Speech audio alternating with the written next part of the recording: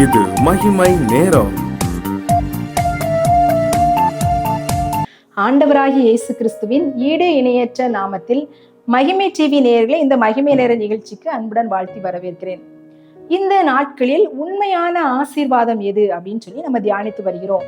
உண்மையான ஆசீர்வாதம் நிரந்தரமானது, அது நித்திய ஜீவனுக்கு ஏதுவானது. இந்த உலக பிரகாரமான ஆசீர்வாதம் அழிந்து போகிறது அப்படின்னு சொல்லி தியானித்தோம். நன்றியுள்ள இருதயம் உண்மையான ஆசீர்வாதம்.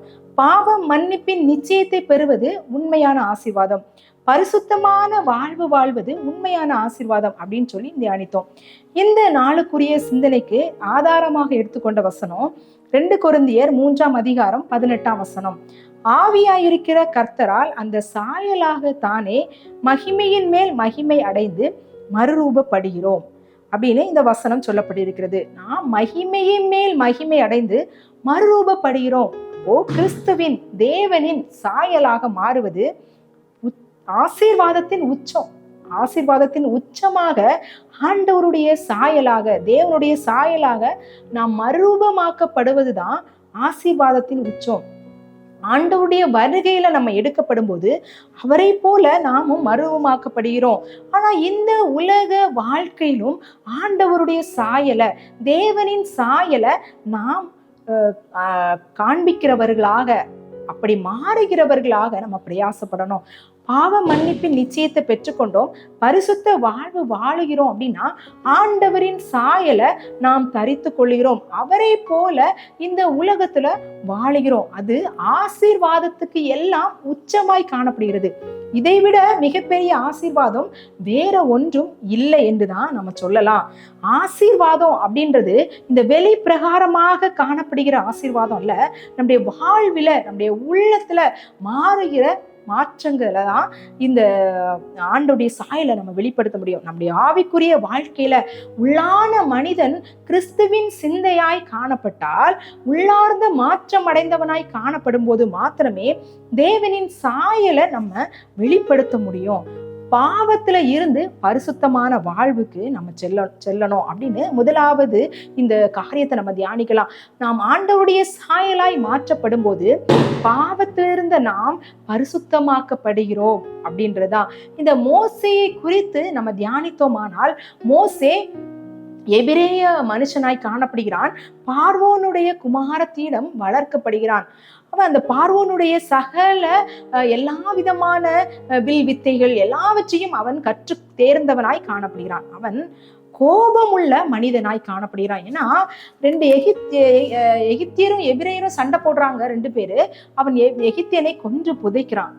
அடுத்த நாள் எபிரேயர் 2 பேர் சண்டை போடும்போது கேட்கிறாங்க, அப்போ என்னை நீ கொல்ல போறியான்னு சொன்னோன்னே அவன் பயந்து என்ன செய்யறான், ஓடி போறான். அப்போ கோபம் உள்ள மனிதனாய் அவன் காணப்பட்டான்.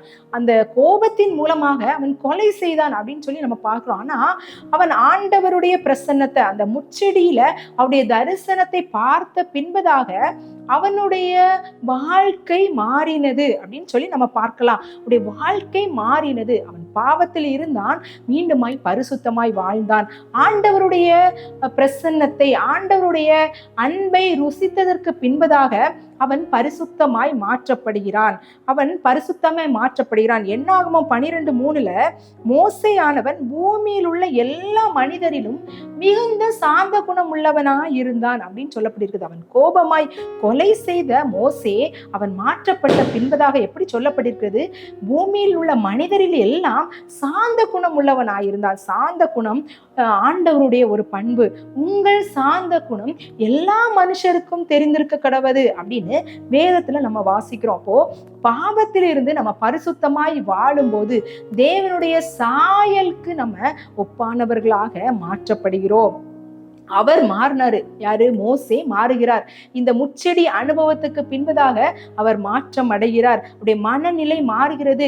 இஸ்ரவேல் ஜனங்களை வழி நடத்துகிற அந்த வல்லமையான காரியத்தை செய்யறாரு.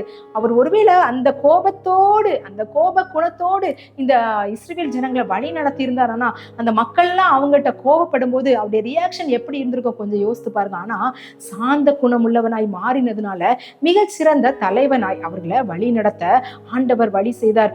அவன் ஆண்டவரை போல மாறினான். நம்முடைய முகம் பிரகாசித்தது அப்படின்னு சொல்லி பார்க்கிறோம்.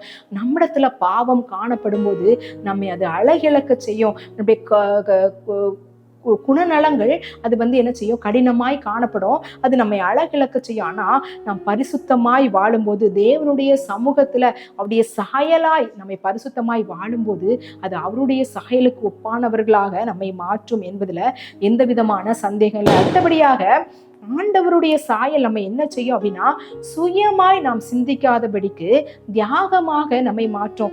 சுய நலத்திலிருந்து தியாகத்துக்கு நேராக நம்மை வழி நடத்தும்.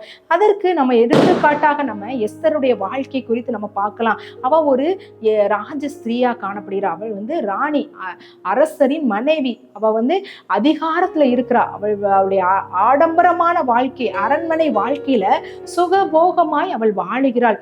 அவள் நினைத்தா எல்லா காரியத்தையும் அவள் செய்ய முடியும். ஆனா யூதருக்கு ஒரு பிரச்சனை வருகிறது அப்படின்ற சூழ்நிலையில அவர் என்ன செய்கிறா அப்படின்னு சொன்னா, தன்னை தியாகமாய் மாற்றுகிறார். நான் செத்தாலும் சாகிறேன் அப்படின்னு சொல்லி அந்த சுயநலத்தை விட்டு அந்த யூத ஜனங்களுக்காக அவ என்ன செய்யறா, வைராக்கியமாய் செயல்படுகிறார். இந்த ஆண்டவருடைய சாயலும் இதுதான். அவர் நம்முடைய பாவங்களுக்காக என்ன செஞ்சாரு, தன்னையே தியாகமாய் பலியிட ஒப்பு கொடுத்தார் இல்லையா?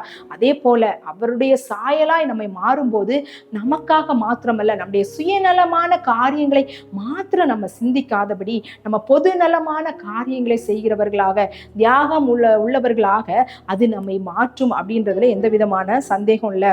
இயேசுவின் சாயலாக மாறுவதற்கு நம்ம ஒப்பு கொடுக்கணும். அதுதான் மிகப்பெரிய ஆசீர்வாதம். ஆசீர்வாதத்துக்கு எல்லா ஆசீர்வாதத்தின் உச்சம் அப்படின்னு சொல்லி நம்ம தியானித்து வருகிறோம். இயேசுவின் சாயலாக மாறணும். ஏன்னா கிறிஸ்து இயேசுவில் இருந்த சிந்தையே உங்களிலும் இருக்க கடவுது அப்படின்னு சொல்லி சொல்லப்பட்டிருக்கிறது. அதுக்கு மாறுறதுக்கு நம்ம என்ன செய்யணும் அப்படின்னா, ஆவிக்குரிய வாழ்க்கை வாழணும்.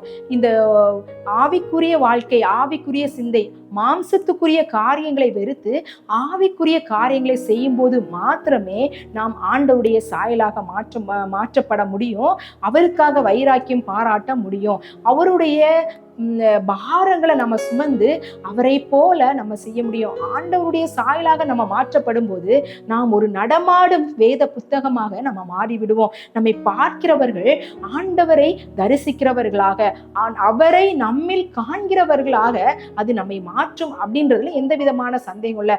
நாம் மற்றவர்களுக்கும் ஆசீர்வாதமான கருவிகளாக நாம் மாறிவிடுவோம். அதுதான் ஆசீர்வாதத்துக்கெல்லாம் உச்சமான ஆசீர்வாதம்.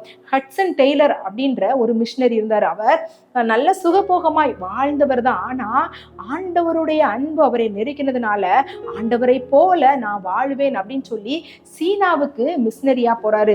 அங்க சீனாவுல அவங்களை போல உடை அணிந்து அவர்களோடு இணைந்து தேவனுடைய சாயலாய் அவர் மாற்றப்பட்டதுனால அநேகர் அவரை கண்டு ஆண்டவரை ஏற்றுக்கொண்டாங்க. சீனாவில் ஒரு எழுப்புதல் உண்டாவதற்கு இந்த ஹட்சன் டெய்லர் காரணமாய் காணப்பட்டார். அருமையானவர்களை, இந்த நாட்கள்ல நாம் எப்படி காணப்படுகிறோம்? அவருடைய சாயலில் நம்ம வாழுகிறவர்களாய் இருக்கிறோமா? அப்படியே சாயலில் வாழணும் அப்படின்னு சொல்லி விரும்புகிறவர்களாய் காணப்படுகிறோமா அப்படின்னு நம்ம சிந்திக்க அழைக்கப்படுகிறோம். பாவ மன்னிப்பின் நிச்சயத்தை பெற்றுக்கொள்ளணும், பரிசுத்தமான வாழ்வு வாழணும். அப்படி செய்யும் போது அது நம்மை அவருடைய சாயலாக நம்மை மாற்றும். பாவத்திலிருந்து பரிசுத்தமாய் நம்மை மாற்றும். நம்முடைய சுயநல காரியங்களில் இருந்து தியாகத்துக்கு நேராக நம்மை கொண்டு செல்லும். அப்படிப்பட்ட கிருபைகளை ஆண்டவர் நமக்கு தரணும். இந்த ஆசீர்வாதத்தின் உச்சத்தை நம்ம சுதந்திரிக்கணும் அப்படின்னு சொல்லி நம்ம ஜெபிக்கலாம். எங்களை அதிகமாய் நேசிக்கிற எங்கள் அன்பின் கர்த்தாவே, இந்த நாளுக்காக உமக்கு நன்றி செலுத்துறோம். எது உண்மையான ஆசீர்வாதம் அப்படின்னு சொல்லி நாங்கள் தியானித்து வருகிறோம். ஆண்டவரே, உம்முடைய சாயலாக, தேவனின் சாயலாக நாங்கள் மாறுவதுதான் இந்த ஆசீர்வாதத்தின் உச்சம் அப்படின்னு சொல்லி நாங்கள் பார்க்கிறோம். நாங்கள் எங்களுடைய சாயலை அல்ல ஆண்டவரே, மாம்சத்தின் சாயலை அல்ல, ஆவிக்குரிய சாயலையும் பரிசுத்த ஆவியானவரின் சாயலையும் தேவனின் சாயலையும் தரித்து கொள்ளுகிறவர்களாக எங்களை மாற்றுங்க. பரிசுத்தமான வாழ்வு வாழ்ந்து மற்றவர்களுக்காக நாங்க வாழவும் ஆண்டவரே இயேசப்பா, மற்றவர்களுக்கு உம்முடைய அன்பை சொல்லுகிறவர்களாகவும் எங்களை காண்கிறவர்கள் உம்மை காணும்படியான கிருபையையும் வரங்களையும் எங்களுக்கு தந்துருங்க. எங்களை தாழ்த்துகிறோம், வெறுமையாக்குறோம். துதி கன மகிமை அனைத்து உமக்கு செலுத்துகிறோம். நீர் பெருக, நாங்கள் சிறுக. இயேசுவின் மூலம் ஜெபம் கேளு நல்ல பிதாவே, ஆமேன்.